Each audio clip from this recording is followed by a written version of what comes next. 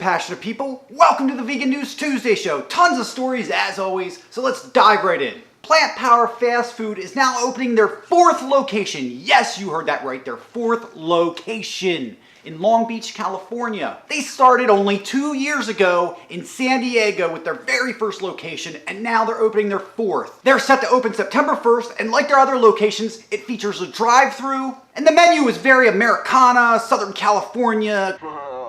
All I need are some tasty waves, cool buzz, and I'm fine. They're gonna have an all plant-based menu of chili fries, milkshakes of all kinds, burgers, buffalo chicken wings, you know, all that stuff. Everything you could think of, they're going to have all kinds of awesome, delicious fast food options, just like they've had at their other locations.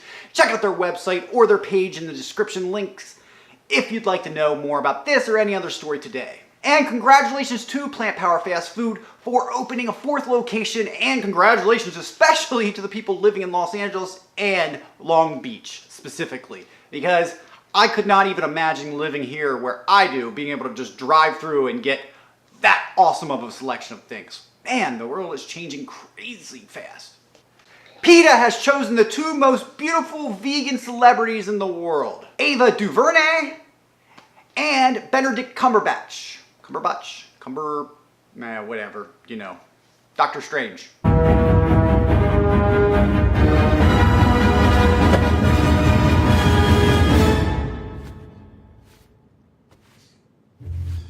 Stop. / Sherlock Holmes. Ava DuVernay directed The 13th, which is a documentary that goes over the prison system and how it's related to slavery, Jim Crow, and the entire problem with our prison system now and how it's become for-profit and everything. It's on Netflix. I highly recommend you check it out. She also directed the new Wrinkle in Time film, which I have not seen, but was a huge fan of the book when I was a kid. And she's just an all-around amazing role model, especially for young women nowadays. Now, these aren't just fake vegans on plant-based diets. That's happened before where people have been chosen for awards and things like that. It seems like PETA's going in a positive direction and understanding that we want, in our vegan community, actual vegans. I know, shocker, but I'm glad they're on board, man. It's awesome that they're finally on track with the community. Both Ava and Benedict are highly outspoken advocates for animals and veganism itself. Ava DuVernay, especially on social media. Benedict Cumberbatch isn't on social media. There's articles about that. Trust me, I looked. Ava has a huge social media presence where she puts forward to the African American community that veganism is not some white privilege based thing, that it's actually got significant historical representation throughout their history, including going all the way back to before they were taken from Africa. If you're interested in civil rights in any way, women's reproductive rights, all of that stuff, you should be on board and be vegan as well. Her social media is great, and I certainly recommend checking it out on any of the platforms she frequents. Twitter and Facebook and Instagram seem to be pretty common, but Twitter, I think she was the most active one when I looked last. And one more PETA story before we move on to the story of the day. PETA has erected a billboard in Des Moines, Iowa, and the Soybean Farmers of Iowa Association are none too happy about it. Pictured here, you can see that the billboard is taking advantage of and capitalizing on the fact that the trade war with China that the Trump administration and Trump himself has started is affecting Iowa soybean farmers drastically to the tune of about $634 million and maybe more over time depending on how this all goes. Aaron Putz, an Iowa Association spokesperson, had this to say: "The billboard is misleading and disingenuous. Its efforts to capitalize on a painful trade dispute to further its anti-meat agenda is in poor taste. It's a new low for PETA. PETA doesn't speak for Iowa or U.S. soybean growers." And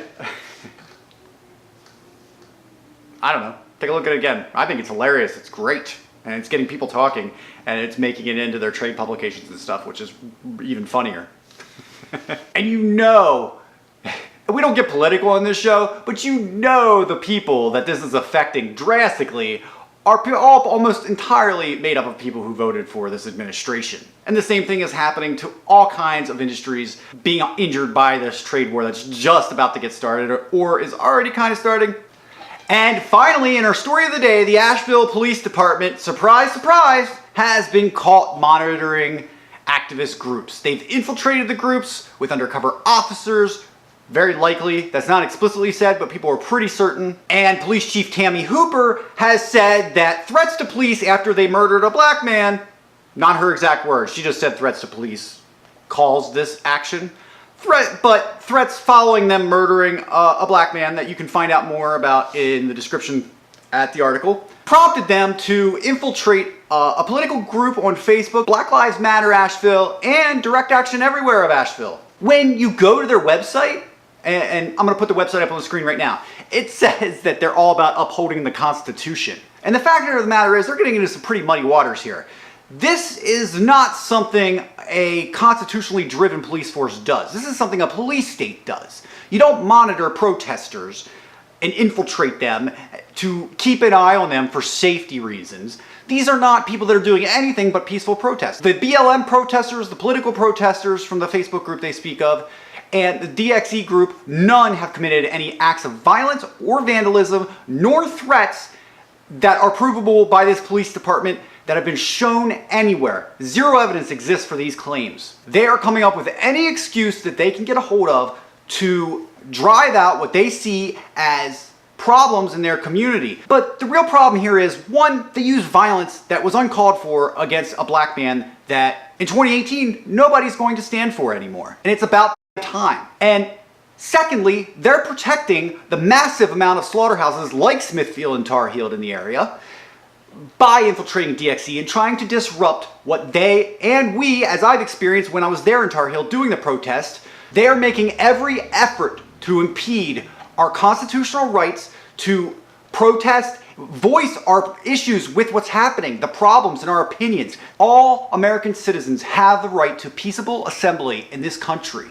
And if you impede that in any way, you're going to bring down lawsuits on your city and your police department from the ACLU. And if you think that's over dramatic, you're way in the wrong, because that will happen if it's not already in the works. So you have two choices. Let people express themselves and do what they're supposed to, and, stay at a distance, keep people doing things within the laws of your area, your state, your city, all that kind of stuff, or impede on those things and lose millions of dollars to lawsuits. The ball's in your court, Asheville Police Department, and we will be interacting and seeing each other in person in the future, and I hope those interactions are great. Individual police officers, they're out there doing their job, supporting their family, and we have no problem with those people. None of us, no activists do. The problem only comes when you're doing things like this. You're creating paranoia, fear, and misrepresentation of what law enforcement actually is and should be. Don't become militarized. Don't become a police state. We did contact the Asheville Police Department and sent a list of questions to Tammy Hooper, as she did not want to speak on the phone. You can see the list here.